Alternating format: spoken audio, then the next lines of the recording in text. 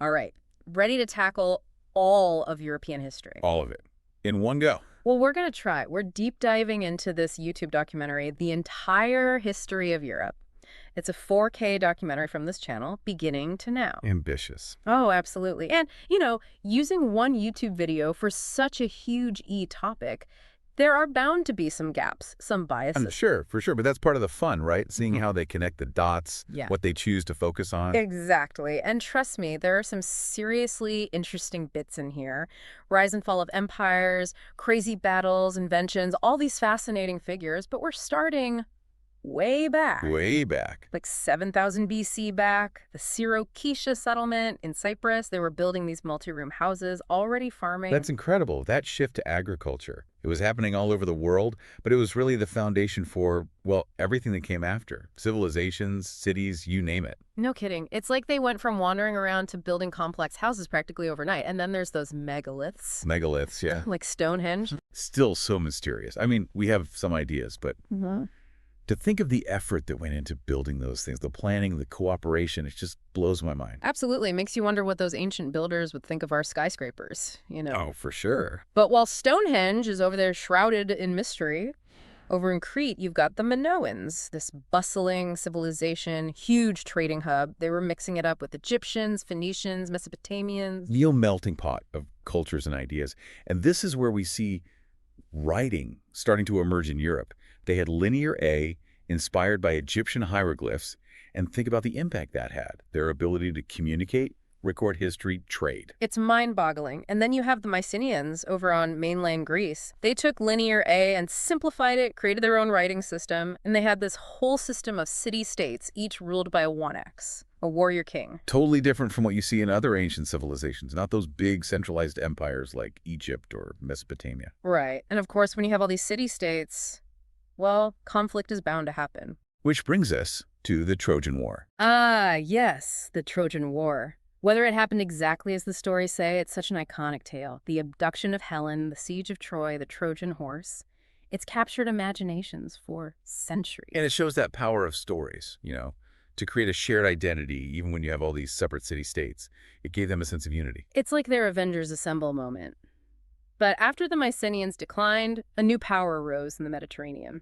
The Phoenicians, expert sailors, master traders. And their impact on writing in Europe is huge. Their alphabet, with its 22 letters, became the basis for so many others, including the Greek alphabet. Imagine the ripple effect of that. It's like they gifted Europe the tools for communication, and then around 800 BC, you have the Hallstatt culture emerging over in what's now Austria. And this is where iron really starts to make a difference. Oh, iron was a game changer. More durable than bronze, more plentiful. Suddenly you have better tools, stronger weapons. Agriculture gets a boost. It really revolutionized European society. It's like going from dial-up to broadband, right? Exactly. And speaking of things that changed the game, we can't forget the rise of Athens and Sparta, those two powerhouses of ancient Greece. Talk about a study in contrasts. Athens, the birthplace of democracy. Well, a certain kind of democracy, at least. With some asterisks, for sure. Yeah. Participation was limited. Women, slaves, foreigners, they were excluded. But still, a radical concept compared to Sparta. Oh, absolutely. Sparta, with its military focus, everything geared towards discipline and strength. Imagine being raised in that kind of society. It's fascinating how those values shaped their entire culture. But both Athens and Sparta, despite their differences, often came together when faced with a common enemy. Like during the Persian Wars. Right, that's where they showed their strength and unity. The Battle of Marathon, where they faced down this massive Persian army and won. Talk about an underdog story. And after fending off the Persians, Greece enters this period of incredible flourishing, the Golden Age. Philosophy, art, literature. This is where we get those big names. Socrates, Plato, Aristotle. Their contributions to philosophy are still felt today. They were asking those big questions about the nature of reality, knowledge, ethics. It's mind-blowing how influential their ideas were. Makes you realize how much we owe to those ancient thinkers. But even during the Golden Age, Athenian society wasn't perfect. Oh, for sure. Lots of inequality, lots of people excluded from that whole democratic ideal. Absolutely. And eventually, those internal tensions boiled over into the Peloponnesian War, Athens versus Sparta, turning on each other after all those years of alliance. It's tragic, how internal division can weaken a civilization, Yeah. leave it open to outside threats. It's a lesson that repeats itself throughout history. And as the Greek world is tearing itself apart, over in the West, a new power is on the Well, rise. Rome. From a small city-state to this massive empire, their story is incredible. But before we get into that, what's that? we got to talk about Alexander the Great. Ah, yes, Alexander. This guy was a whirlwind of conquest, military genius, spreading Greek culture wherever he went. Incredible how he managed to conquer such vast territories in such a short time. From Greece all the way to India. And he didn't just conquer, he brought Greek ideas and culture, creating this fascinating fusion. Truly a larger-than-life figure. Okay, now back to Rome. The early Roman Republic, with its Senate, consuls, legions, was a complex system. A balancing act, really. The Senate representing the aristocracy, the consuls holding executive power, and of course the military, the legions, who played a key role in Roman expansion. And it was those legions who clashed with another rising power, Carthage. The Punic Wars. Brutal conflicts, but Rome's eventual victory really set them on the path to dominance in the Mediterranean. It's like winning a title fight, right? But as Rome's power grows, so do the internal tensions. Exactly, and that's where we see those Marian reforms come in. Gaius Marius, this Roman general, he changed how the army was recruited. Suddenly, soldiers were more loyal to their general than to the state itself. Big shift, and you can see how that might lead to problems down the line. Oh, for sure. It paved the way for powerful generals like, well, Julius Caesar. Julius Caesar. The guy conquered Gaul, a brutal campaign, but showed his military brilliance. The Gallic Wars, it wasn't just about military victory. It was this clash of cultures.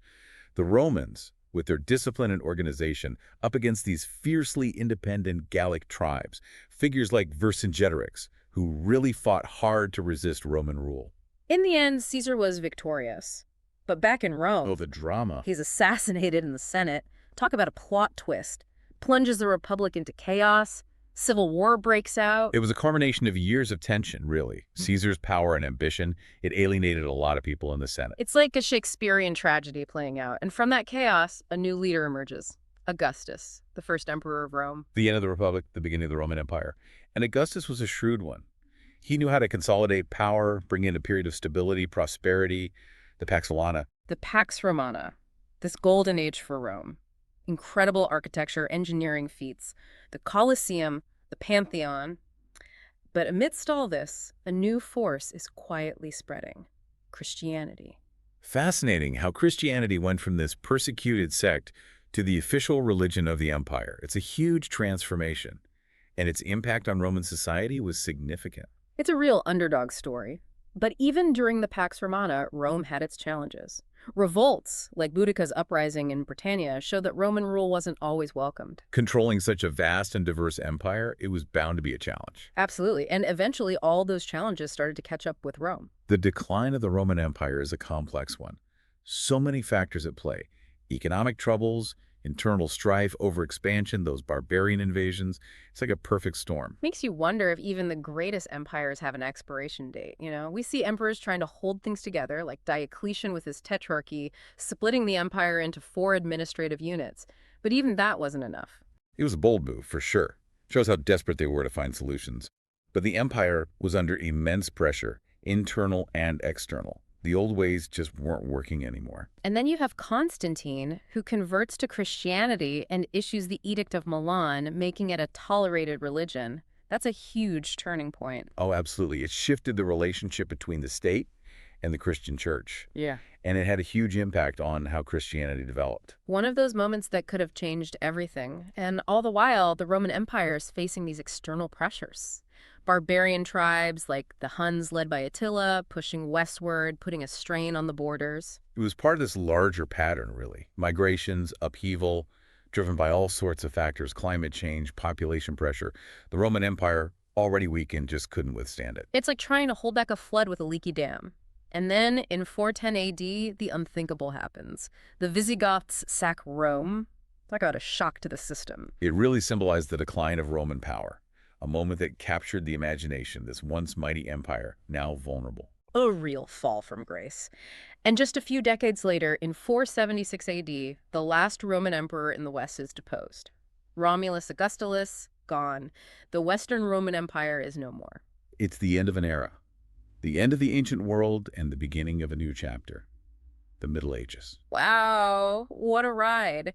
From early settlements to the fall of a mighty empire. Who knew European history was so dramatic? And we've only just scratched the surface. The Middle Ages, it's a whole other story. New powers, new challenges, new ideas. I can't wait to dive into it. Stay tuned for part 2 of our deep dive, where we'll explore how Europe transformed in the aftermath of the Roman Empire's fall. Okay, so Rome is out of the picture. Europe's gone through a major breakup. What happens next? Well, it's not a clean break, right? It's more like... I see divorce. Exactly. Yeah. You've got all these different groups vying for power. Ostrogoths, Franks, Lombards, all trying to grab a piece of the former Roman Empire. It's like a giant game of musical chairs, but with kingdoms instead of chairs. And in all this chaos, one leader emerges. Clovis is first, king of the Franks. Clovis, yeah.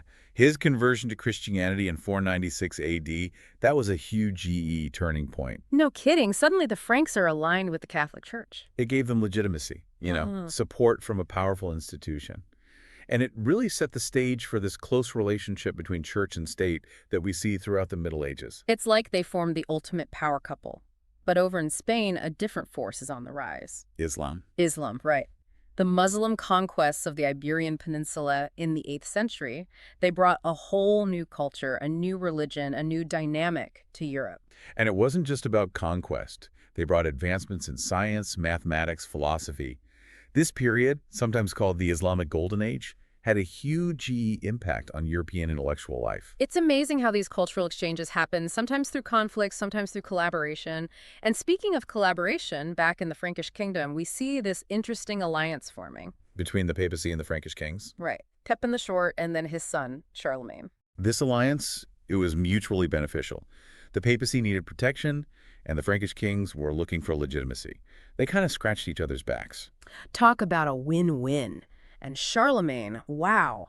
This guy conquered vast territories, revived learning and culture, was crowned Holy Roman Emperor. He's often seen as a bridge between the Roman past and the medieval world, trying to bring back some of that Roman glory while also forging a new, distinctly Frankish identity. He was like a medieval superhero, but every superhero has their kryptonite. And for Europe, it was the Vikings. Oh, the Vikings, those Scandinavian raiders, they were a force to be reckoned with. No kidding. They were striking fear into the hearts of coastal communities all over Europe. But they weren't just Thai raiders, were they? No, they were skilled sailors, traders, explorers. They traveled all over, even reached North America. Their impact was widespread. They really got around. And you wouldn't believe it, but the Franks actually made a deal with one Viking leader, Rollo. The Treaty of Saint-Clair-sur-Epte. In 911 AD, they gave Rollo a chunk of land in what's now Normandy in exchange for peace. It's like, if you can't beat them, join them. Or at least give them some land and hope they settle down. It was a pragmatic move. Yeah. And it actually worked.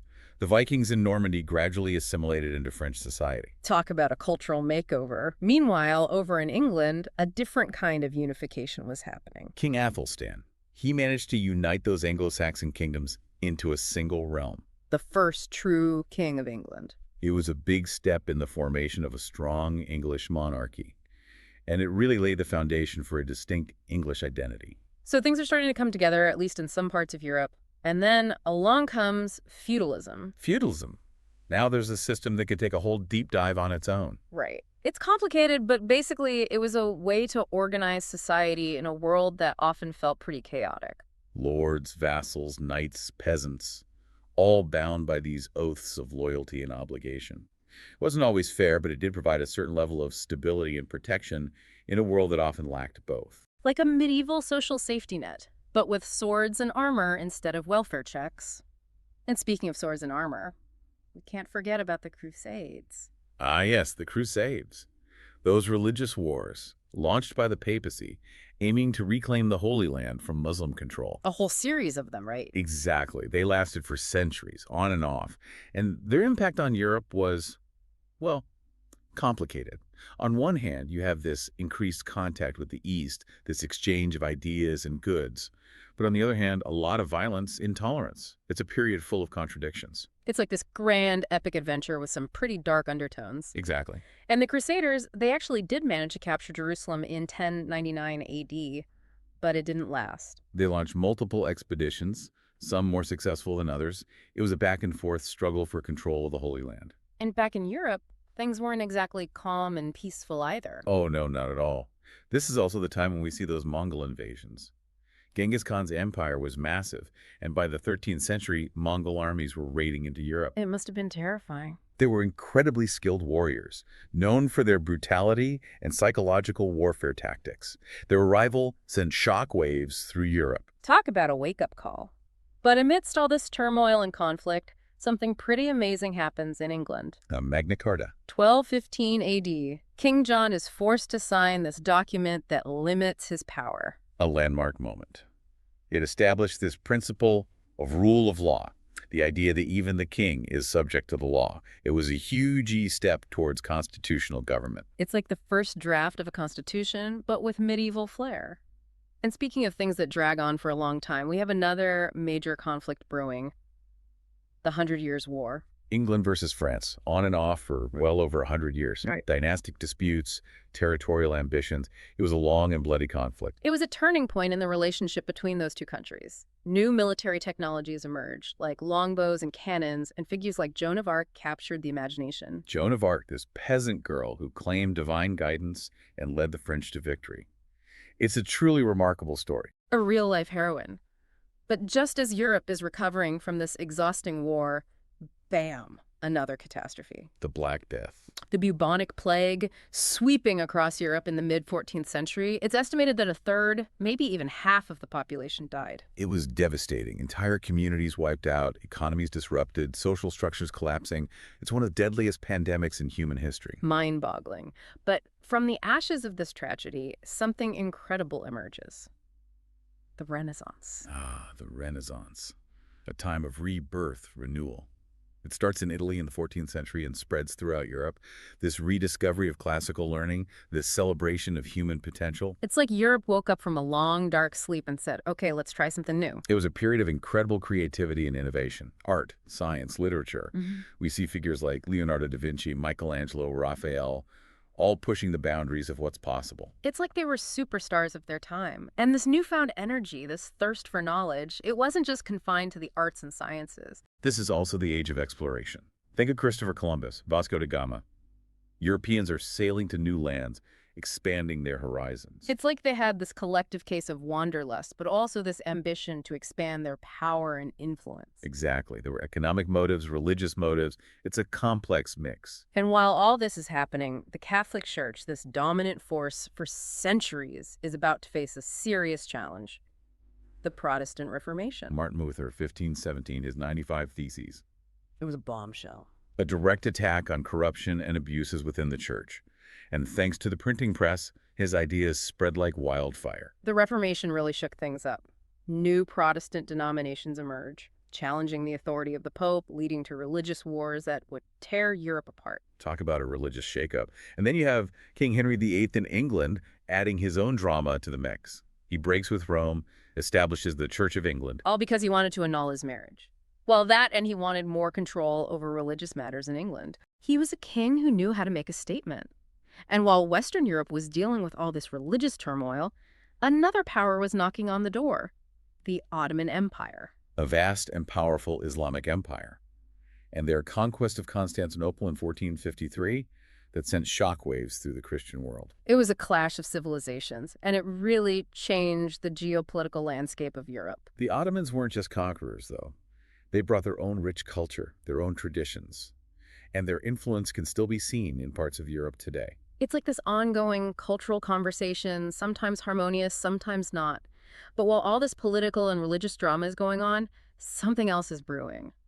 A revolution in how we understand the world. The scientific revolution. Copernicus, Galileo, Newton, they were challenging those long-held beliefs about the universe. It was a time of incredible intellectual ferment, a shift towards observation, experimentation, reason. It laid the groundwork for the modern scientific method. Like flipping a switch, suddenly people are looking at the world in a whole new way. And on the heels of the scientific revolution comes the Enlightenment. A philosophical movement that emphasized reason, individual rights, the pursuit of knowledge. Thinkers like John Locke, Montesquieu, Rousseau. Their ideas would have a profound impact on revolutions in America and France. It's like the intellectual foundation for modern democracy was being laid.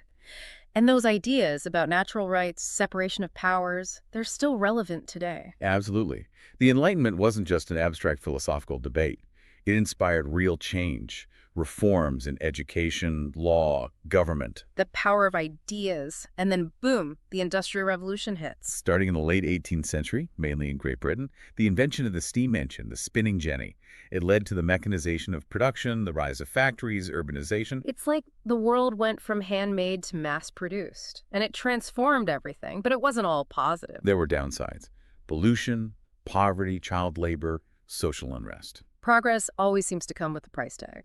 It's a reminder that technology, while powerful, can be used for good or bad. And as we move into the 19th century, we see a wave of revolutions sweeping across Europe and the Americas. The American Revolution, the French Revolution, the Haitian Revolution, all inspired by these Enlightenment ideals, challenging the old order, demanding change. It's like the world was catching revolutionary fever. And in France, from all this chaos, a new figure emerges: Napoleon Bonaparte. Napoleon, military genius, charismatic leader, but also ambitious, ruthless. He conquered much of Europe, spread revolutionary ideas, but also brought war and suffering. He's one of those figures that people either love or hate, but there's no denying his impact. His defeat at Waterloo in 1815 marked the end of an era.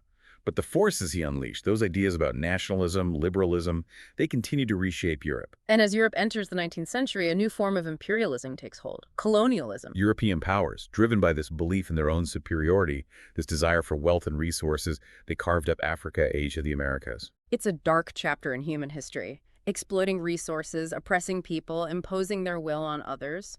The Berlin Conference of 1884, where they literally divided Africa among themselves. That's a prime example of this colonial arrogance. It's a legacy that continues to affect the world today. And as the 19th century comes to an end, Europe is a powder keg, ready to explode. And that spark comes in 1914 with the assassination of Archduke Franz Ferdinand, World War I.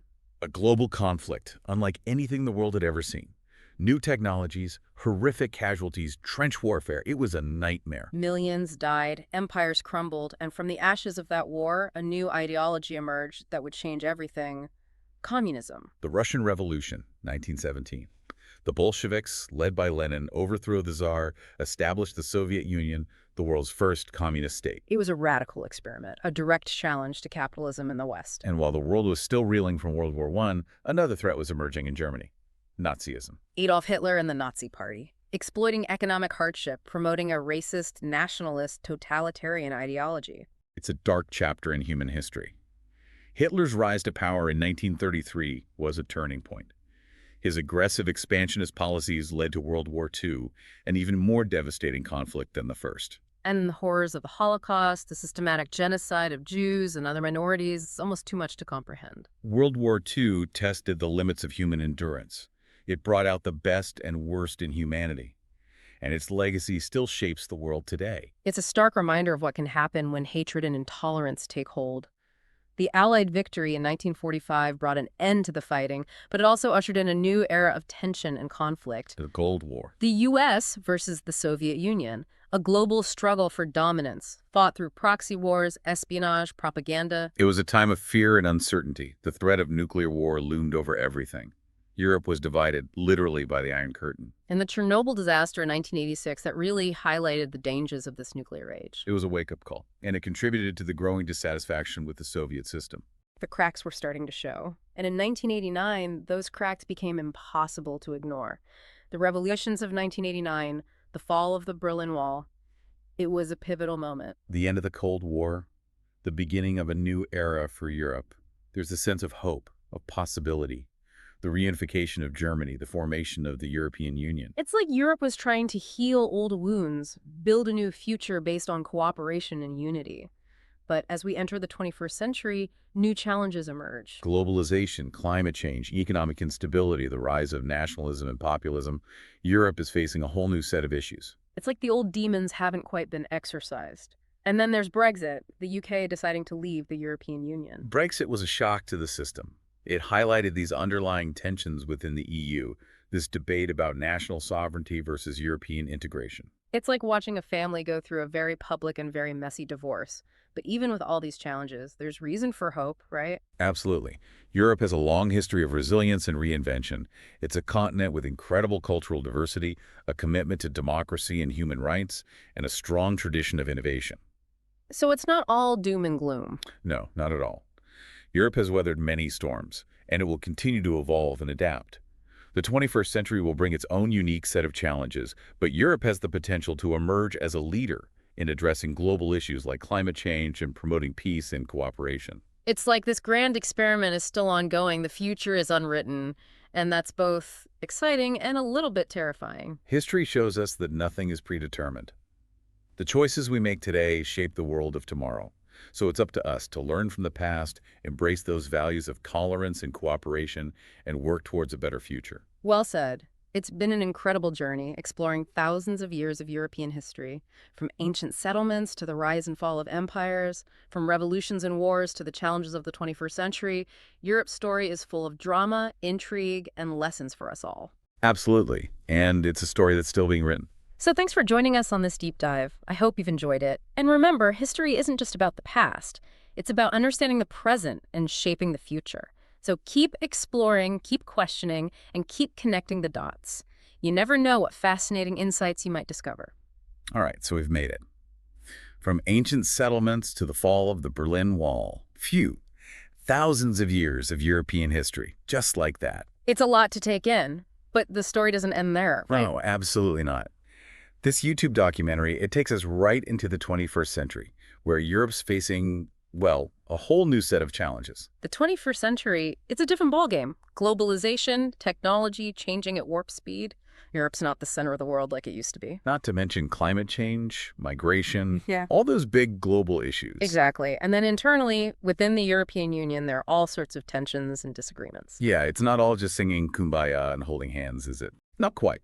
Economic disparities between member states, disagreements over things like immigration, fiscal policy, and then you have the rise of nationalism and populism, challenging that whole idea of European integration. It's like they took a bunch of different ingredients, threw them in a pot, and hoped for the best, but sometimes the flavors just clash. A good analogy. Yeah. And then, of course, there's Brexit. Brexit, talk about shaking things up. The UK deciding to leave the EU, it really threw a wrench in the works. It definitely raised questions about the future of the European project. What does it mean to be part of the EU? What are the benefits? What are the costs? And for the UK, well, going it alone, it's not exactly a walk in the park. Definitely not. It's a complex issue with lots of different perspectives and consequences. But even with all these challenges, the documentary doesn't just focus on the negative. Right, there are some positive developments too. Europe's got a lot going for it. Absolutely. Yeah. I mean, think about it. A continent with such rich history, diverse cultures, strong commitment to democracy, human rights, social welfare, there's a lot to admire. And they're leading the way in some areas. Renewable energy, technology, innovation. Exactly. Okay. So while there are challenges, there's also this spirit of innovation, this willingness to tackle big problems. So what's the verdict? What does our deep dive into European history tell us about where Europe's headed in the 21st century? Well, I think the main takeaway is that Europe is constantly evolving, always has been, always will be. It's a continent that's faced its share of crises, but it's also shown this incredible resilience, this ability to adapt, to learn, to reinvent itself. It's like they've got this never give up attitude. Exactly, and that's something to be admired. As we move forward in this century, with all its uncertainties and complexities, that spirit of resilience, that commitment to cooperation and innovation, it's going to be more important than ever. Well said. So I guess the big question is, what's next for Europe? What's the next chapter in this epic saga? That's the beauty of it, isn't it? The future's unwritten. We get to be a part of shaping it. The choices we make, individually and collectively, they'll determine what that next chapter looks like. That's a powerful thought. And on that note, I want to thank you for joining us on this incredible deep dive into European history. It's been quite a journey. My pleasure. From ancient civilizations to the 21st century, we've covered a lot of ground, and I hope you've walked away with a deeper understanding of this fascinating continent, its triumphs, its tragedies, its complexities. It's a story that's still unfolding, and we're all a part of it. Exactly. So keep exploring, keep asking questions, and keep learning, because history isn't just about the past, it's about understanding the present and shaping the future. Thanks for listening.